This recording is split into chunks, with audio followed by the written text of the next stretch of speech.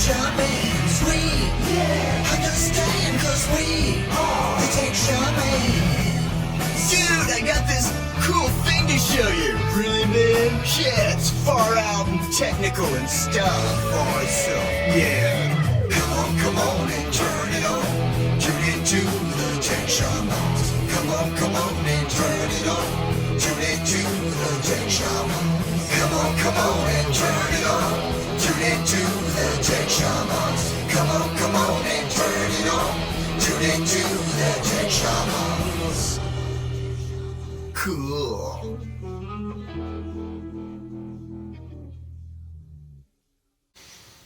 Hey, good morning, everybody. Welcome to the Tech Shamans. What's that? Your mic's not working. Your mic's not working. Your mic's not here. You want to use mine? You talk. Okay. How about, is mine working? It worked before the show. Mine seems to be working. Hi, everybody. Welcome to Tech Shamans, where we are going to find out if our technology has been touched by a shaman. You want to try again? Is it working now? Okay, so this is going to be fun. I am going to actually go ahead and start with what we did this weekend. And It's not working, so I don't know. It's working? Yes. Hey, it's working. Did you push the wrong button? No. Okay.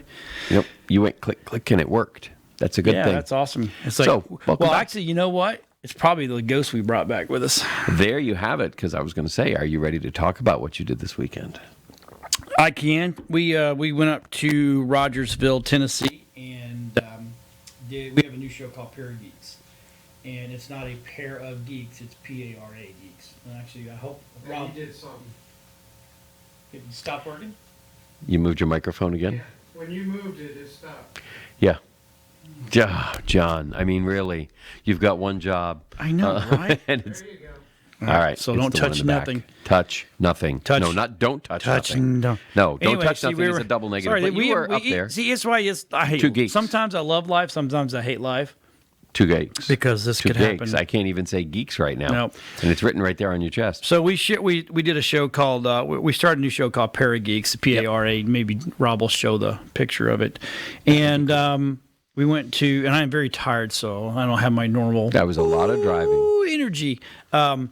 So yeah, we went up there and we investigated the Hellspring Inn up there. Now this is normally you get to say, well, this was a really this was a great Civil War area, right?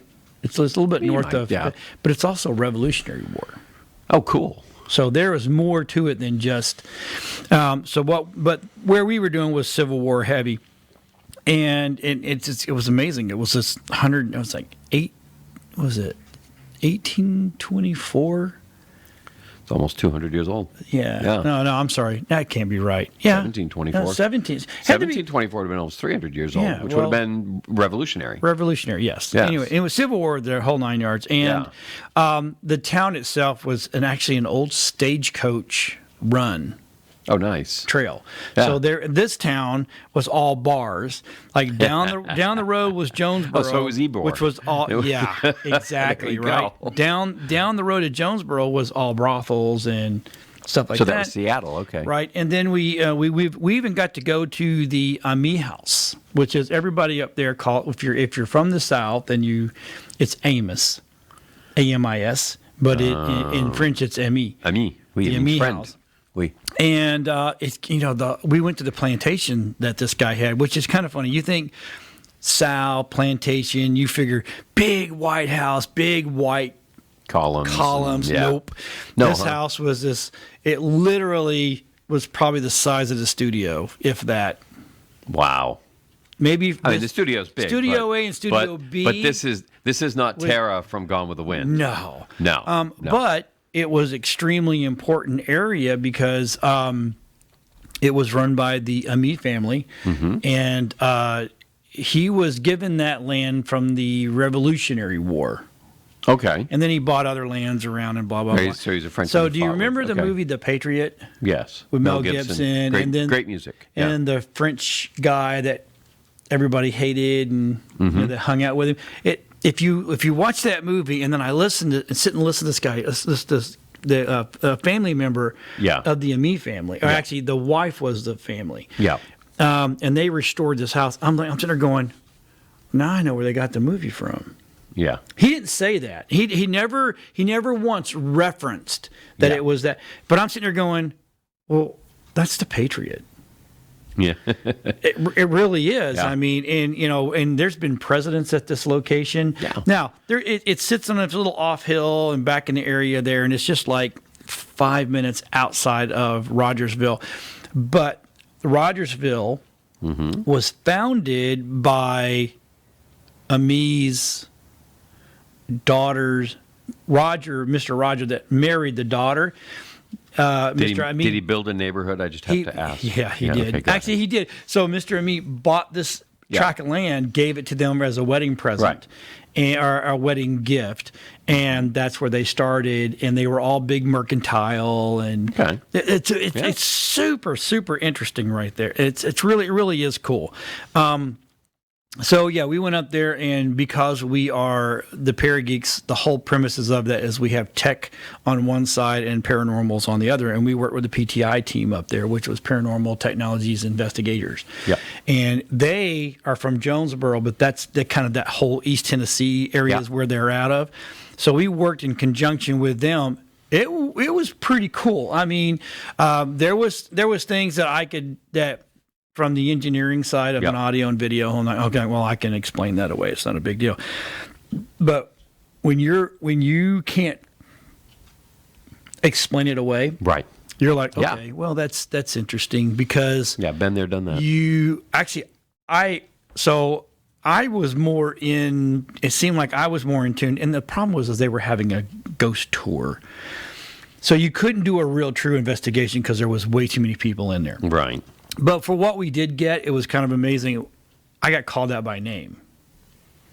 I was the only John, Yeah. right?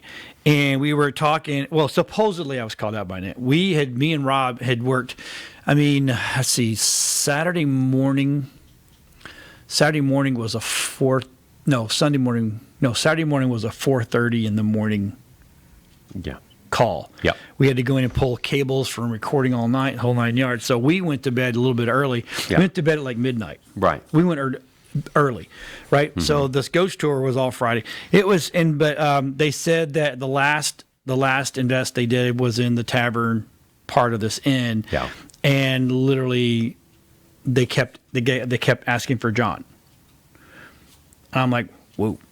Because all throughout that night, I had been very instrumental about getting in there, and I'm sitting there going, okay, well, that's because they use that spirit box thing. It's like, Yeah. and but there was things anyway, quite cool. It was interesting that,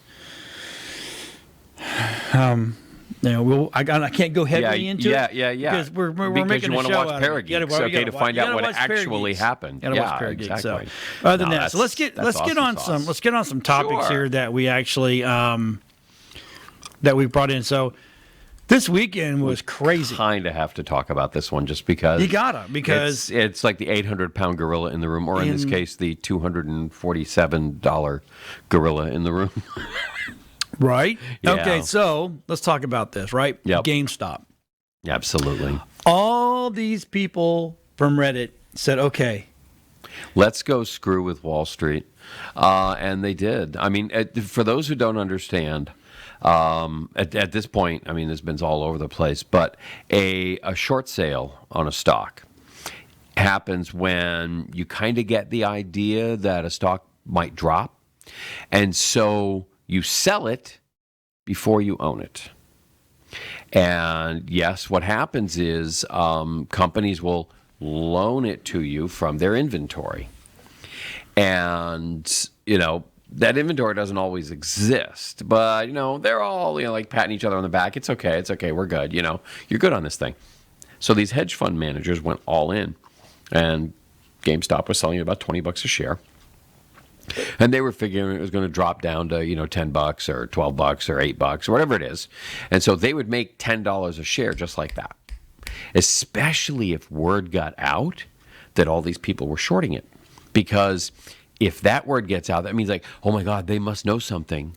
And so it must be really, really worthless. There's some bad news coming. So quick, sell your stock.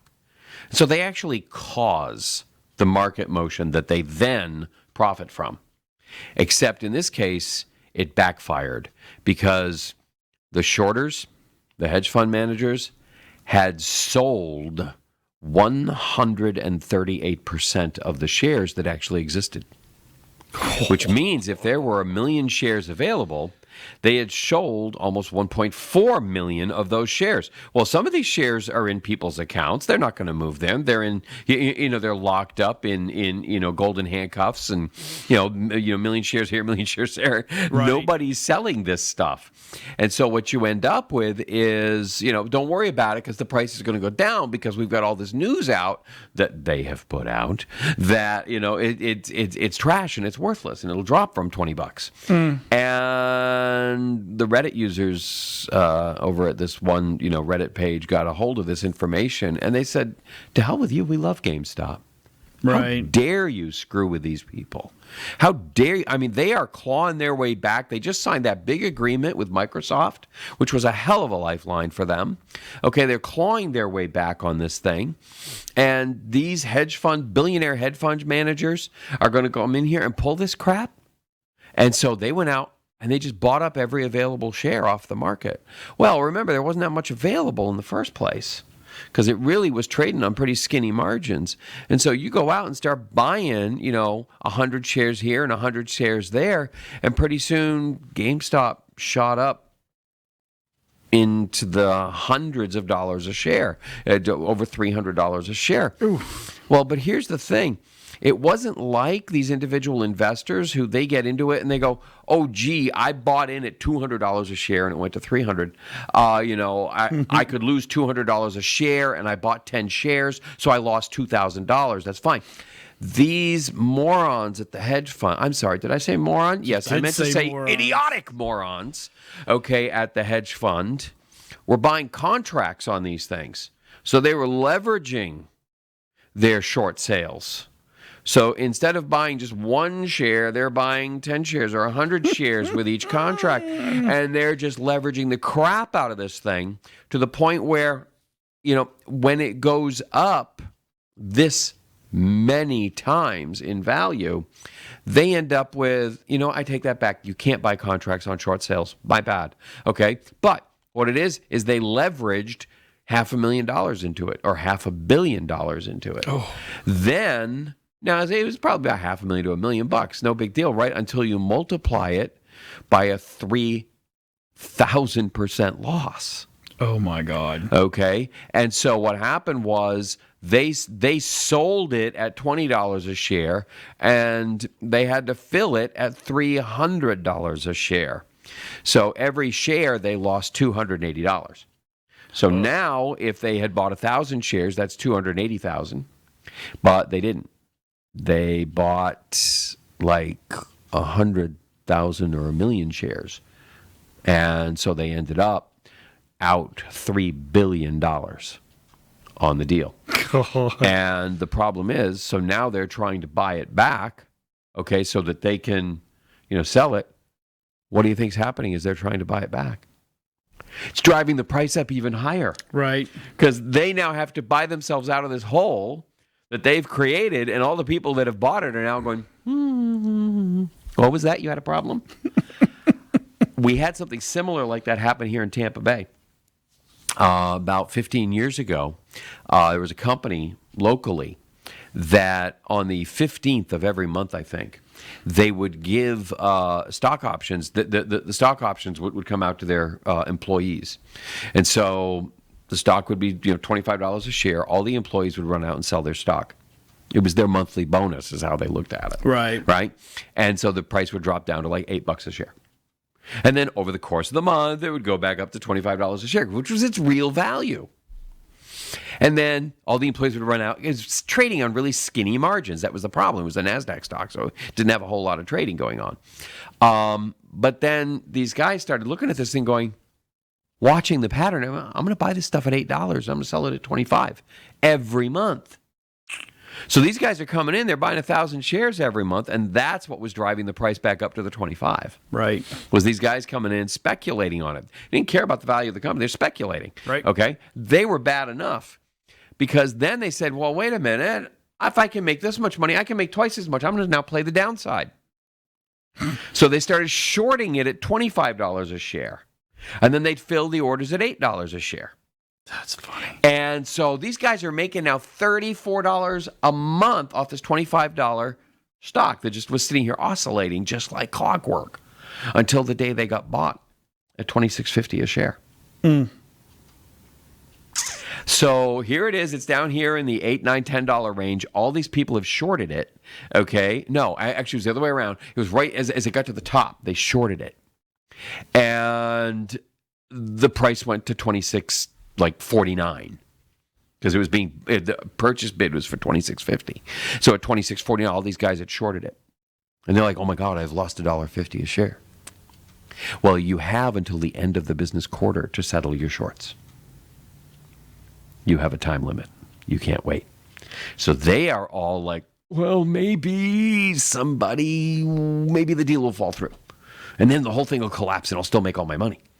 They waited, come down to the last couple days of the quarter. And instead of like slowly selling off all the way along, they went ahead and waited, and the stock shot up. And that's the most glorious chart. Because on the last day of the month, it shoots up to $100 a share. Oh, my. And they had to fill. It bankrupted these guys. Okay? And it's like, you shouldn't play shorts on stocks, period, unless you have a lot more money than that you can lose, because stocks are really funny. You have when you buy a stock, you have a finite amount of risk and an infinite amount of possible gain. That sounds really good. I can buy this stock for 10 cents and it goes to $1 million a share. Woo! Okay, it's kind of like, Bitcoin at that point. Okay, but that can happen. It's like an infinite value. There's no limit on how many splits and everything else. I know people that, they found a stock certificate for, I think it was 12 shares of AT&T. Okay, in the closet from when they first got married in the 30s. This was, 20 years ago. And it was a present from like her dad. And they were getting ready to be evicted from their mobile home. And the accountant called me and said, "What do you know? What can you do?" And so I started digging, and that piece of paper, those 12 shares that they had, were worth $380,000 in 9 different companies. What? Because AT&T had split the stock over and over and over again. By the time it was done, they owned stock in AT&T, GTE, Verizon. All these companies were like somehow split offs. Oh, my. In one way or another. From was AT&T old. in the 30s. Yeah. Okay, it was crazy. All the different companies, Singular and everything at the time. They owned all this. So it wasn't Verizon, it was Singular.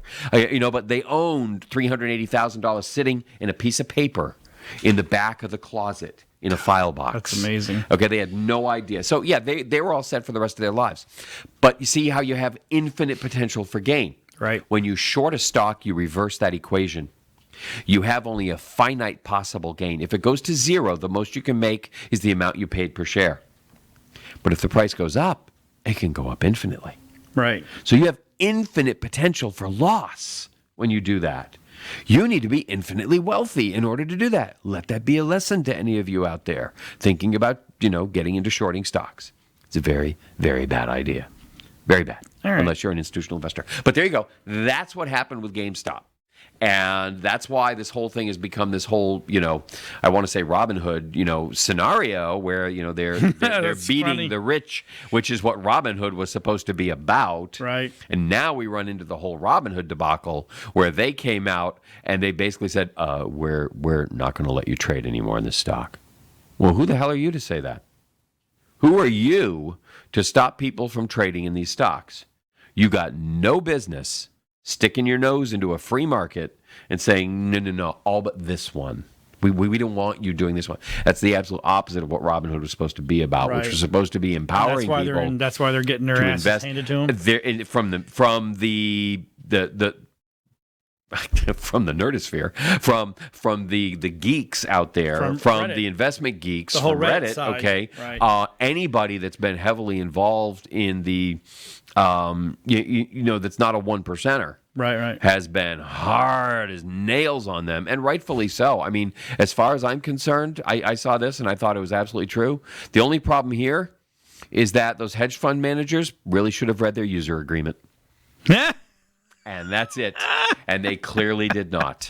Okay, and so that's where it's at. That's I'm sorry. funny. I mean, it's used against us all the time. Oh, did you read your user agreement? Well, no, I own that property. I own that. These posts. I can decide when and where you get to say your message because I have a user agreement. Well, so did we. Okay, and it's not our fault that it worked in our favor this time. So I we saved. I went in here to see if I could find because Cash GME? App. Mm-hmm. Cash App is so it's GME. GME is the symbol. Yep. GME. Yeah, which means it's on the New York Stock Exchange. Nope, can't find it. Nope, it's not available. How in there. about that? How about that? Try How MSFT. about that? Bet you can buy that one. Yeah, because that's an approved stock. See, you can only buy from the you can only buy the right people's products. Right, got it. Yeah. Okay, so anyway. And I love the GameStop co-founder, Gary Kusin said, it was an honor, Yes. right? Retail investors targeted the company and he said, I'm just gonna grab my popcorn and sit back. Yeah, just sit back and watch. Sit back and watch. This is crazy. I mean, a lot of these guys are now going to lose some money, okay, because they bought in at 200 instead of 20. Wow. So yeah, they are going to lose some money. But you know what? Hang on to it. No, I Just would. sit there and hang on. If I could buy it today, I would. Yeah. And In a heartbeat. Yeah, it's GameStop was there for us. Yeah. Tell me about it.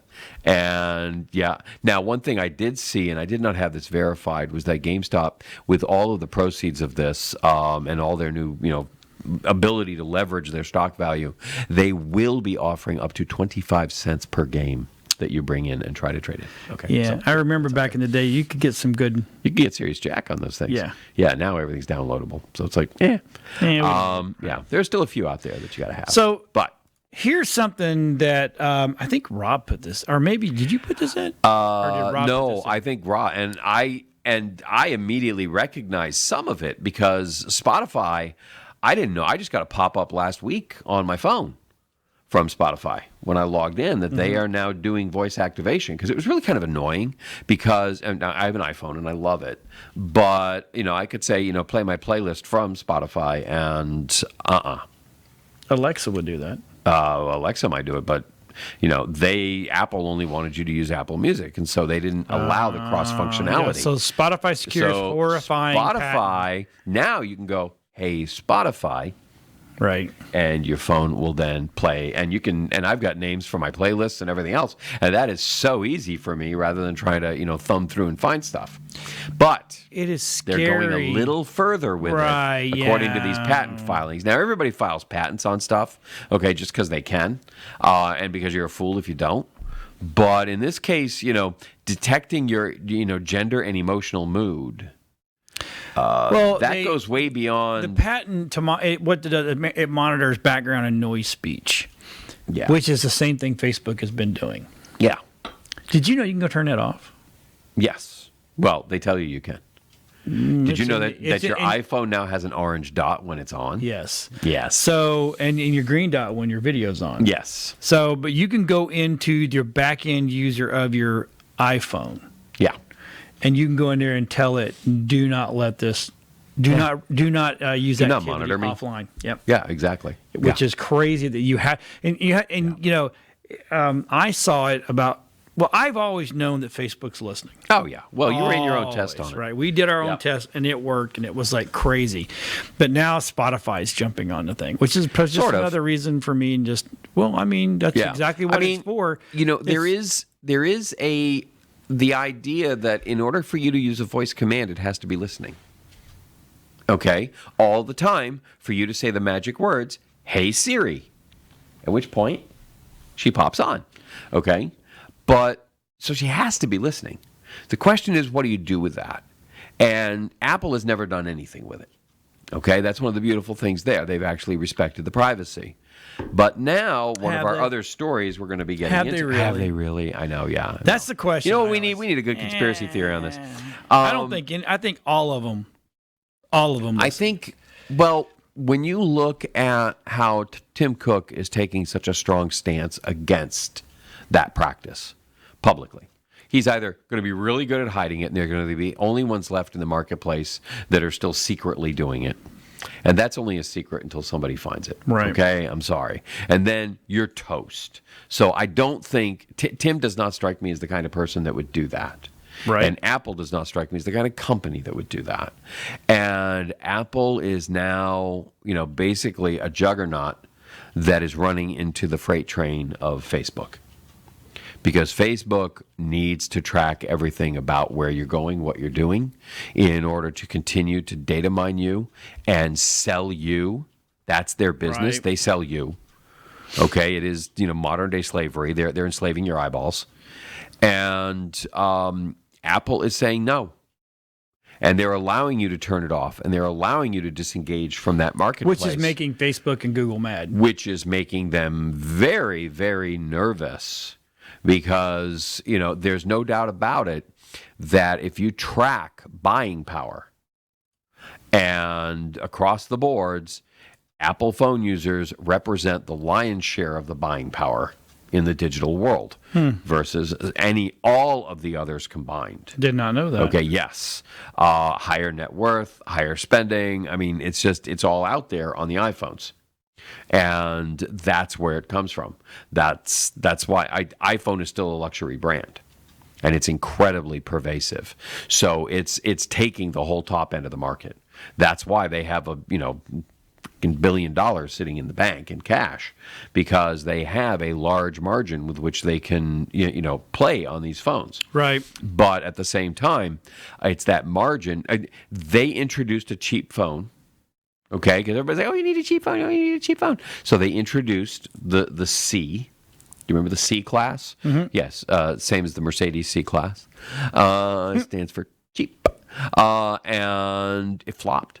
It flopped horribly. Right. It was a cheap iPhone. Nobody wants a cheap iPhone. It's a luxury brand, and it works beautifully. Keep it that way. Yep. And as a result, they look at what is in the best interest of their buyers. Because these buyers are paying for a premium experience. Right. And as opposed to Facebook and Google, who go after the free market.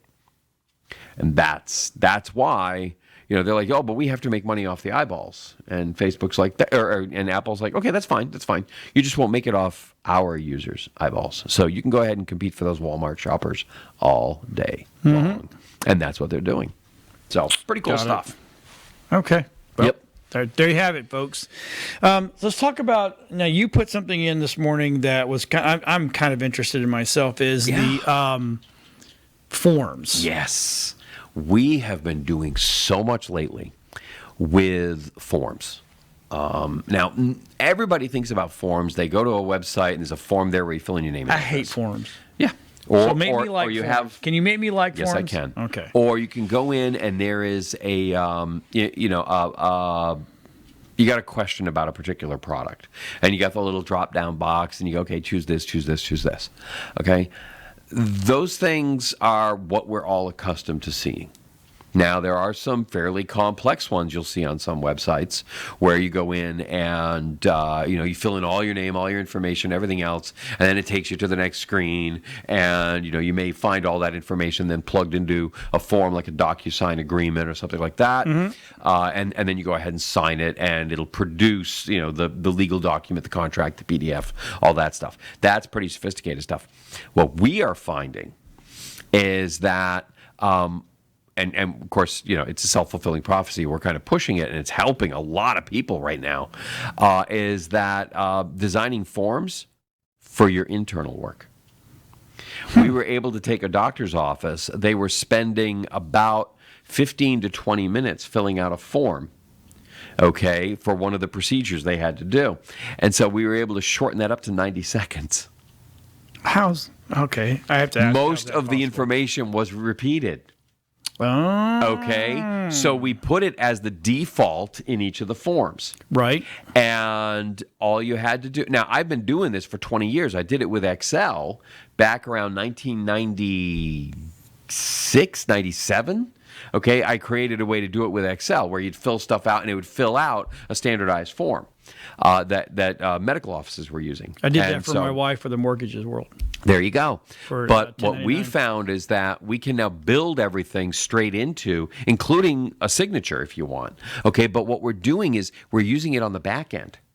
So the employees are able to do things much faster. Weekly updates, keeping track of things. If you've got a bunch of clients who have to regularly send you information, you can create customized forms for each client. And we even have it now where, what if I have to leave and come back? Right. Okay, and I only have partial information. We now have save buttons on the forms. So they can save half the form and come back and finish filling it out later. So there's all these things we can do on the inside to help businesses run better. All these things you're asking your employees for on a regular basis, things you're asking customers for. But really the internal side is where it's really, really turning up. Right. And it's just been fantastic because there's so many things that we can systematize that we do on a regular basis that we don't even realize that having a simple form. You've got people inside the company and you may have business leads. So build an internal business lead form for your people that has drop-down boxes for all the standard stuff, which product they're interested in, what their email address is, when's the best time to contact them.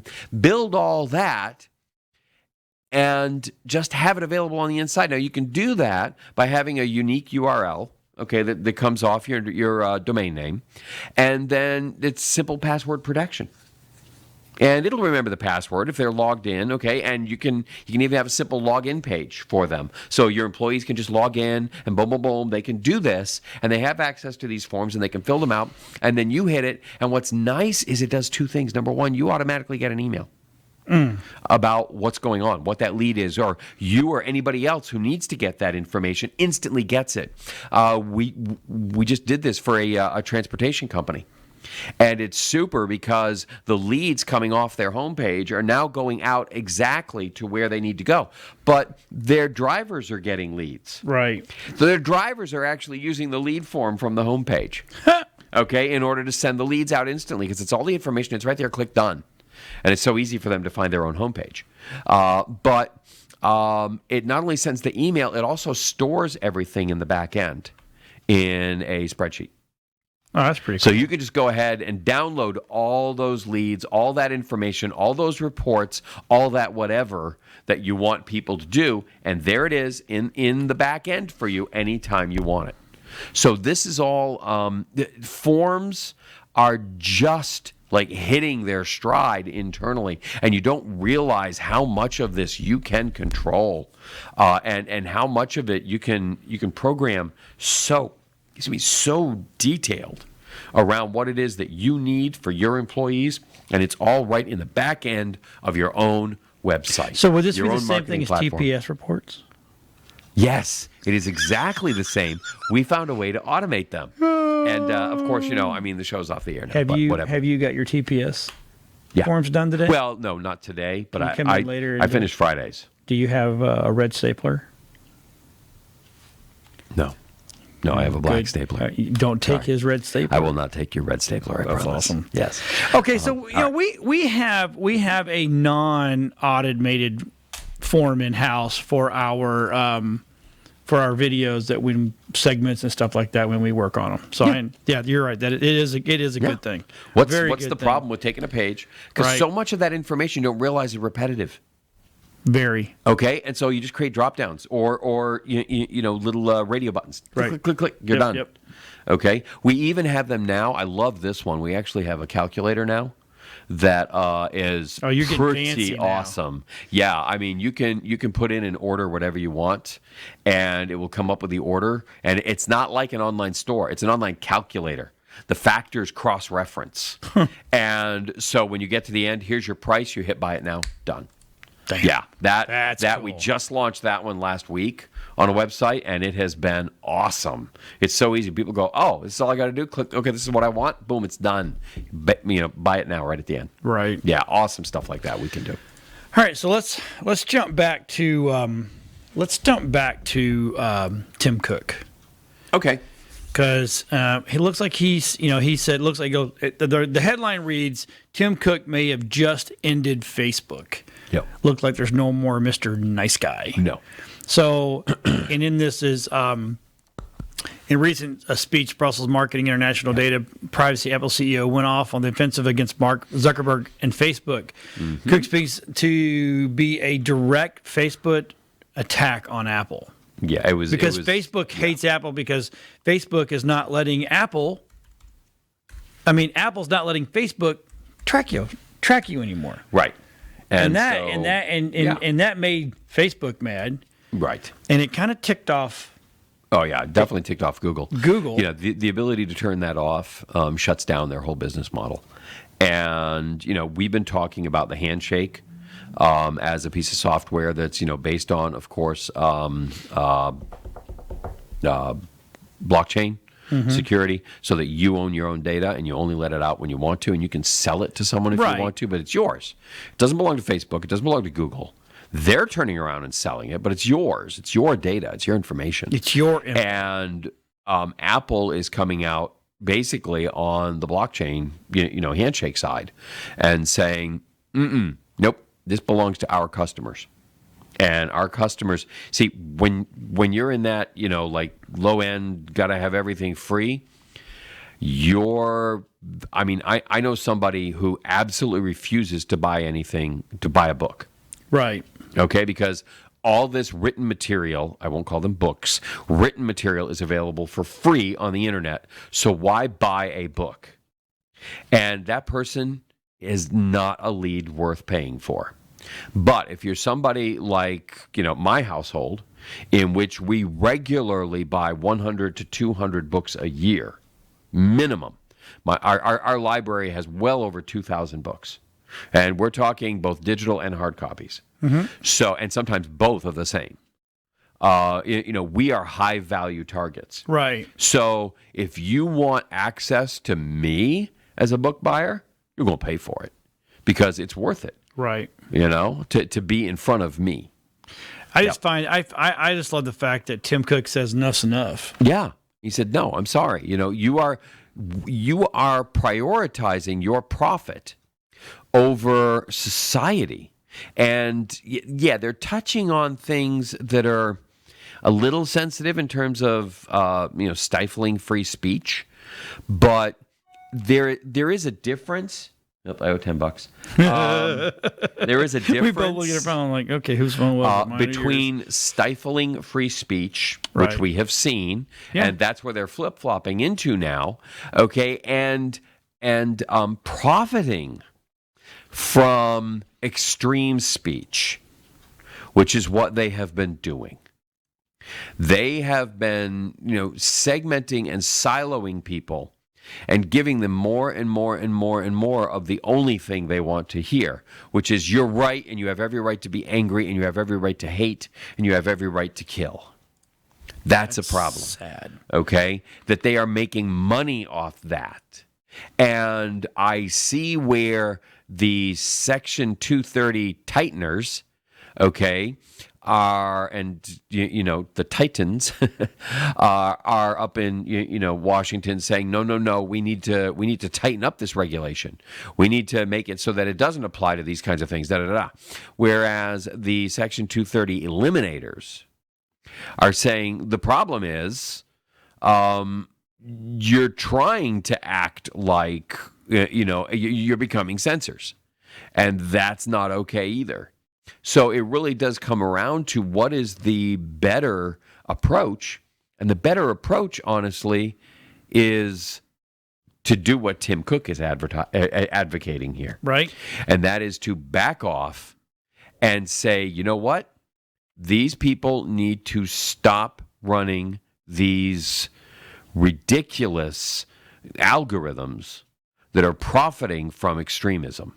Right. That is the issue. Their business model is the issue. It is not what they're doing with the posts and the censoring and the not censoring. And, I mean, I love the fact that, you can't find a post from Donald Trump, but you can still find pedophiles. Right. Okay? It's like, yeah, you can stop this, but you can't stop that. There's issues here. Okay? So let's look at, all of this and step back and say, what do we as a society want to accomplish? And let's find the common ground. That free speech is a good thing. And I'm sorry, I mean, the fact that today, if you use the phrase free speech, you're getting tagged as a Nazi. Right. For using the phrase free speech, you're being called a fascist. What are you thinking? What is the opposite of that? And so what do I have to say that means the opposite of that? That's crazy. Yeah. It's crazy talk. That makes sense. Okay, it is 1984. It is so Orwellian. The Department of Love is in charge of warfare. I mean, it's like, yeah. Don't use bullets, use hugs. Yeah, or I'll shoot you. That's the other half of that one. Yeah, let me beat you into submission. Yeah, or so you'll be literally, use hugs, not bullets, or I'll shoot you. Right. And that's where we're at with these things. And so finding that middle ground, that's where Tim Cook is pushing. Right. And that is taking responsibility for yourself, individual responsibility. Oh, come on now. There's a concept, come huh? On. Yeah, I know. You're talking silly talk. I know, and now we're right back to Robin Hood again, where it's like, but what if I want to lose $2,000 on this stock? I didn't lose What if I want to? What if I'm that. okay doing What that? if Who I are you to wanna tell do me that? I can't? Right. Okay, that I support this situation. I support this company. I like this company. Okay? Now, on the side, okay, you can actually contact the stock clearinghouse. At least you used to be able to. And you can buy direct. You don't have to go through a broker. Really? Yes, a lot of people think you have to go through a brokerage. You do not actually have to. You can buy directly from a clearinghouse. They don't like to do it, and they like to only do it with large deals. Okay, but you can buy directly from the clearinghouse. Cool. So it is another option. Now, so you're a reader, right? Only a little. Only a little. Only 100 to 200 a year. Yeah. No, actually, Which one no. Is it? That's 100 a year. No. Remember, I am married to someone who averages 80 books a year minimum. Wow. Okay, that's her minimum. Normally, it's closer to 100. Wow. And so, but I will buy books just because I want to own them. Okay. Because I like the content or I like the author and I want to reward them for what they've done. And it'll sit on the shelf until I have time to read it. There you go. Yeah. All right. So HD Media out of West Virginia. Yes. They're filing an antitrust lawsuit against Google and Facebook. Yes, they are. Because they're saying that they are putting their reading materials into the world of extinction. Yes, they are. What's happening is I think there's two sides of this. Of course there are. That I think that then you just got to get. Okay, anyway, go ahead. Well, and here's the thing. There's 2 or 3 years ago, Facebook and Google were in a battle. Okay, and then suddenly the battle ended. And it was over how you publicize and share news stories and articles and all those things, and who gets credit for it and who gets paid for it. And so they came to an agreement, which absolutely nauseates me, the name of it. Right. Okay, because it's horrifying. It's called Blue Jedi. Mm-hmm. And I'm sorry, you may not take the name Jedi and use it for something this disgusting. And so they came to an agreement, and now it's all redacted and hidden, and you can't find out what was going on. But what happened was a lot of small publishers, regular newspapers, small town newspapers, found themselves basically delisted. Okay. And all the news was being sent to places that were controlled by Facebook and Google, and they were getting revenue from it. And everybody else was off. Bye. So this is a media company which owns, I think, like half a dozen newspapers. They own, I'll tell you who they own, the Herald Dispatch in Huntington and Cable County, Charleston's Gazette, the Mail, Wayne County News, the Putnam Herald, Williams Daily News, the Logan Banner, and the Independent Herald in Pineville. Right. And their main argument is one of shocking reality, and that is that this is not a move that only threatens the free press.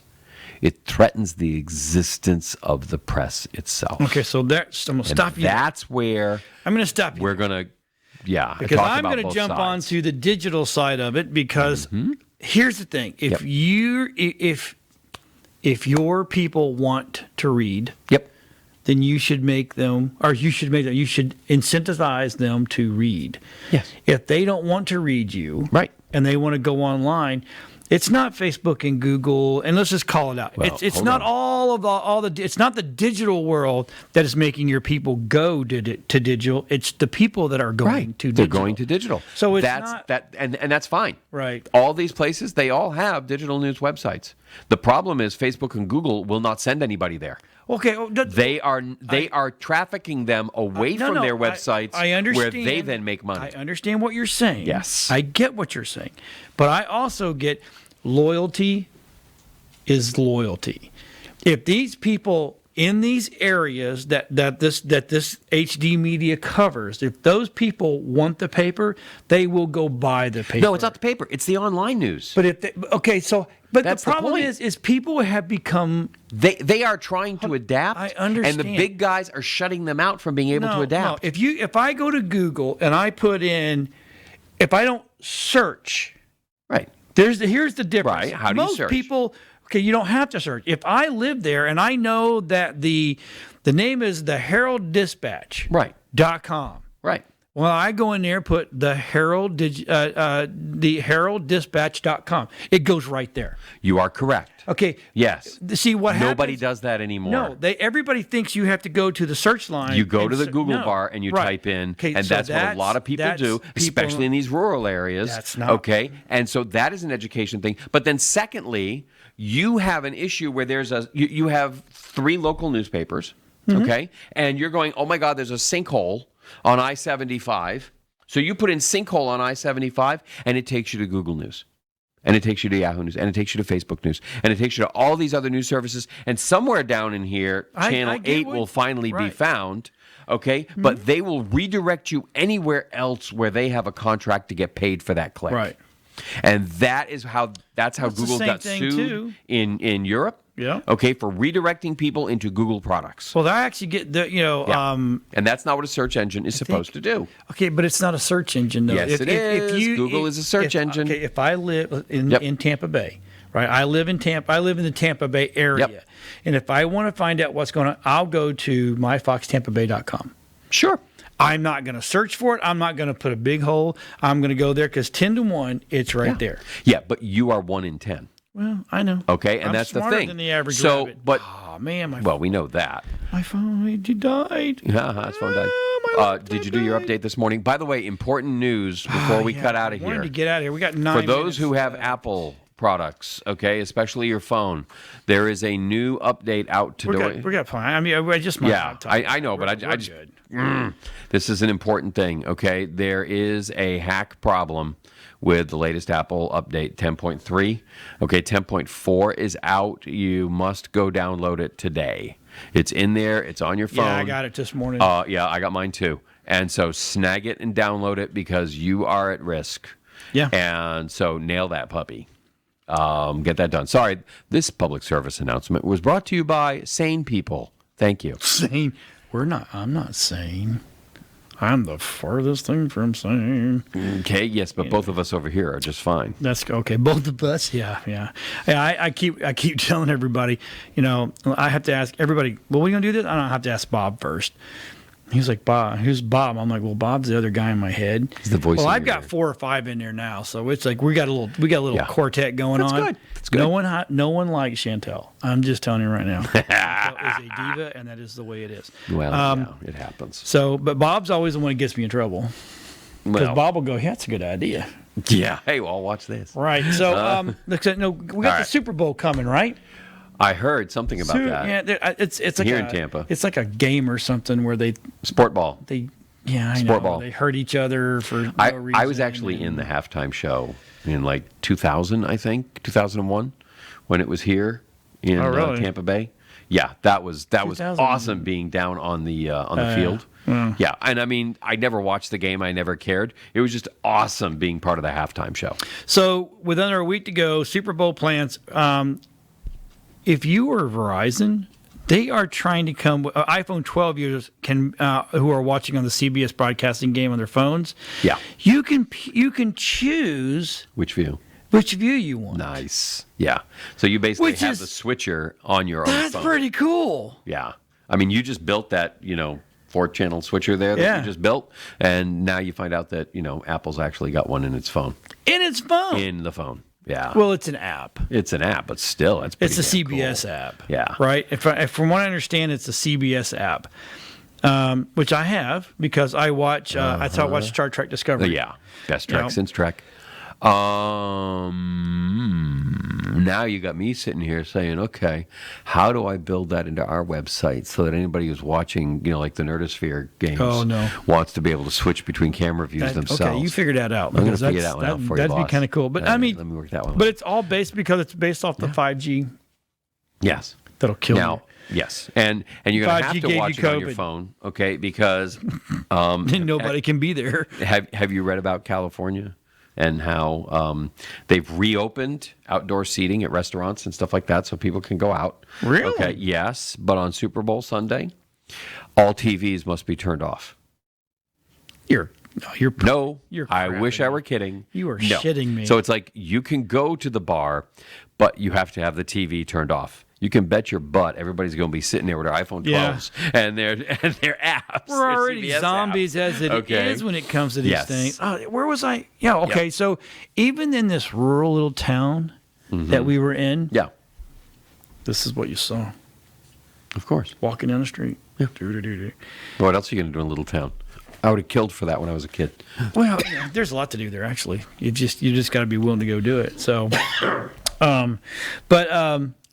So now this one's it's interesting because we're going to stay on the Apple thing real quick. Okay. Apple releases Chrome extension for iCloud passwords. I always thought it was. I think what they're doing is they're allowing Chrome to access your iCloud passwords now. Well, I mean, okay, so Safari does it for you. Safari does it, yes. But nobody else. Only Safari will access your passwords. If you save your passwords in Chrome, it's because you're logged into Chrome. I love Chrome. I know it's Google, but I love Chrome. I have had to Chrome has saved my ass so many times because I'm getting old and senile and I can't remember passwords. No, there's. I was just working with one of our plugins on the back end of a website, and the control boxes were coming up blank. Oh boy! And I'm like, that's interesting. The settings for color, font, everything Right. else. I'm like, big blank squares. Hold on. Went over, opened it up in Chrome. It was a Safari issue. Okay. The particular plugin I was working with wasn't optimized for Safari. It's like we have. We use vMix to switch all of our video on all our stuff, right? So they have this thing called vMix Call, which you can only use in Safari. Right. But the problem with it is you can't choose microphones, but you can't use it in Chrome. Okay. It doesn't work right. Yeah. Chrome's too. I don't know what the problem is. Yeah. There's too much a handshake issue going on there. Well, it's still got to be better than the state of Florida, where when you go to do your sales tax, you still have to use Explorer, not even Edge. You have to use Internet Explorer on the government website in order to pay your sales tax, and I've never seen such a convoluted Is it a form Microsoft website? Yeah. Well, no, it's just it's a state website that was built 15 years ago. But it probably sits on a Windows server. Yeah, it probably sits on a Windows server. Yeah, that's why you have to have it. But you have to have Internet Explorer and it's like it doesn't even exist anymore. And so and you can't use what is it now? Edge. Okay. Yeah, I don't use it. Well, yeah, because it went from Internet Explorer to Internet Exploder, which was the right name. and still is. Exploder. That I over the remember edge. that. Oh my Yes. God, it's about right. yeah. So so last topic we're going to get onto here, Okay. which is I find kind of interesting, is and police and fire departments in 48 U.S. states are reportedly involved in Amazon's Ring program.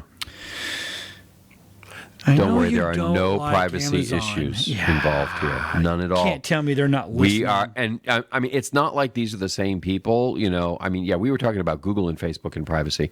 We never said anything about Amazon and privacy and Alexa. And, you know, in the never, two states that never. are not doing it. The two states that are not, let me guess. Good. Texas? Nope. Ooh, I know, right? I know. You would Alaska think and Hawaii. I don't know. Are they too that. Nope. far out? Montana and Wyoming. Oh, that makes sense. Those are two Yep. pure red states. Those 6 people got together in those states? Exactly. They decided They they had a weren't gonna town do meeting. Yeah, exactly. No, it's... Oh, that's It funny. is, and you know, you say in 48 states, but having one city, having Austin in Texas means that it's in the state, but that's a blue city, and the rest of the state's red. You bet your butt the rest of the state probably ain't using it. Right. It's probably all in Austin. Okay, so you know, I love statistics like that because I will dig into them to find out why they aren't being more specific. Right. You know, if it's really 48 out of 50, I don't know, what's that, 96%? Why not say 96% of cities are using it? Oh, it's because it isn't 96% of cities. Right. But it's 96% of states, which has nothing to do with how many people Right. are actually using it. Well, Yeah. But it's quite interesting that, you know, and you know, when you say Ring, everybody goes, "Oh, well, I have a Ring doorbell." No. Some people have the Ring cameras inside, outside, doorbell, voice control, the whole 9 yards. So everything that is said in your house and outside of it now is you're not even free in your yard anymore. Is Isn't it going right great? to the police. God, remember when we were reading about this stuff in the 60s and 70s, and we're That book, you know, reading, 84 you know, scared the crap out of me. which one? 84. 84, I mean, 1984. Yeah, You know, that's you're reading that going, oh my God, this is horrible. This will that'll never happen. This is Never. America. No, oh my God. America, hell we'll yeah, America. never allow this unless we make it about making your life easier. Right. And then it's done. Look at that. Hey, everybody. you know, I got we're outta things here now. flying in here. That's my brain again. Okay, thanks everybody for watching. Text Shamans at WeBeam TV if you've got comments, or on Facebook, Yeah. or message us. We Love will you get back guys. to Thank you. We appreciate you watching. We know you got more to do out there, and then sit around and listen to old geezers talk. But hey, we're old geezers, and that's what we do. We talk. See everybody Speak for yourself. next week.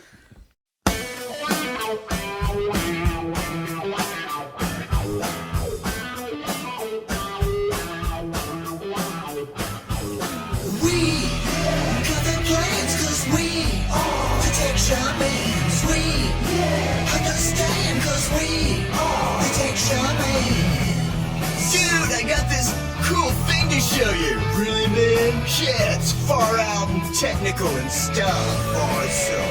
Yeah. Come on and turn it on. Tune into the tech shamans. Come on and turn it on. Tune into the tech shamans. Come on and turn it on. Tune into the tech shamans. Come on and turn it on. Tune into the tech shamans. Cool.